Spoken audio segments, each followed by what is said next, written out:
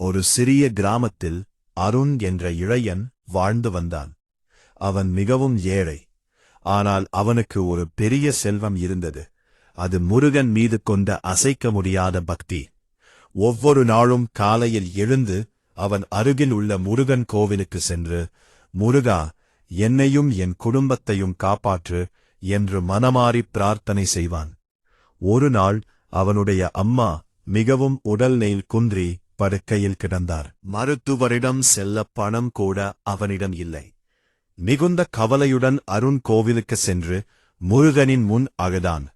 முருகா, என் அம்மாவை மட்டும் காப்பாற்று, எனக்கு வேறு யாரும் இல்லை என்று கண்ணீர் மல்க வேண்டிக் கொண்டான். அந்த நேரத்தில் கதவை மெதுவாக ஒருவர் தட்டினார்.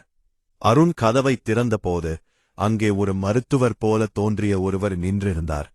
அவர் சிரித்துக்கொண்டு, உன் அம்மாவை பார்க்க வந்திருக்கிறேன் என்றார். அவர் இட்லே சென்று மருந்து கொடுத்து, கவலைப்படாதே, நாளைக்கு உன் அம்மா நலமாக விடுவார் என்று கூறி சென்றார். அடுத்த நாள் காலை உண்மையிலேயே அருணின் அம்மா முழுமையாக குணமடைந்திருந்தார். ஆனால் அந்த மருத்துவரை மீண்டும் எங்கும் காண முடியவில்லை. அருண் உடனே முருகன் கோவிலுக்கு ஓடினான். அங்கே முருகன் சிலையை பார்த்தவுடன் அவன் அதிர்ச்சியடைந்தான்.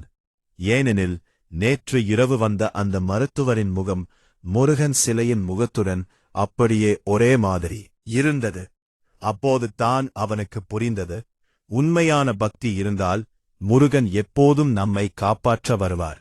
இது போன்ற கதைகளுக்கு சேனலை லைக் செய்து சப்ஸ்கிரைப் செய்து கொள்ளுங்கள்.